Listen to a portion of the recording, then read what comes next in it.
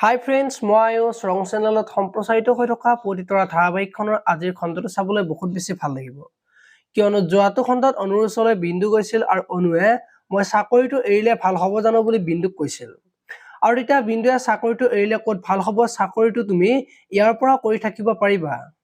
দাদা আৰু দেউতাই তোমাক চাকৰি কৰাত কেতিয়াও বাধা নিদিয়ে বুলি কৈছিল আৰু মোৰ ফোনৰ পৰা অফিচত ফোন কৰি ক'ব পাৰিবা।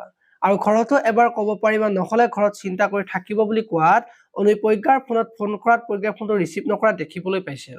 আজিৰ খণ্ডটোত বেদই অনুৰ কাৰণে কাপোৰ লৈ যাব আৰু তেতিয়া অনুই ঘৰত ফোন ৰিচিভ নকৰাৰ বাবে অনুই চিন্তা কৰি থাকিব।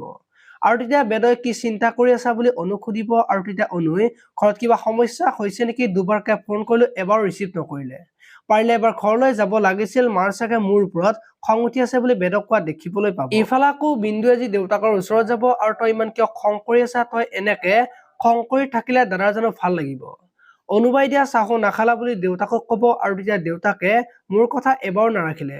মই তাক এইজনী ছোৱালীক বিয়া পাতিব মানা কৰিলো, কিন্তু মোৰ কথা এবাৰ নুশুনিলে বুলি বিন্দুক কোৱা দেখিবলৈ পাব। আনফালে মাক আজি জীউৰ ওচৰলৈ যাব আৰু তেতিয়া জীউৱে অনুৰ কথা মাকৰ আগত সুধিব আৰু অনুবাৰ বোলে বিয়া হ'ল, কথাটো সঁচা নেকি বুলি মাকক সুধিব। আৰু তেতিয়া মাকে সেইকাৰণেতো মোৰ চিন্তা হৈছে, বহুত মনত পৰিছে, কিন্তু মোৰ কথা নুশুনিলে এনেকুৱা কৰিব বুলি কেতিয়াও ভবা নাছিলো বুলি জীউৰ আগত কোৱা দেখিবলৈ পাব।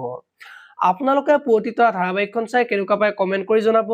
আৰু যদি আপোনালোকে এতিয়ালৈকে চেনেলটো ছাবস্ক্ৰাইব কৰা নাই তেতিয়াহ'লে চেনেলটো ছাবস্ক্ৰাইব কৰি ভিডিঅ'টোত এটা লাইক কৰি দিব। ধন্যবাদ।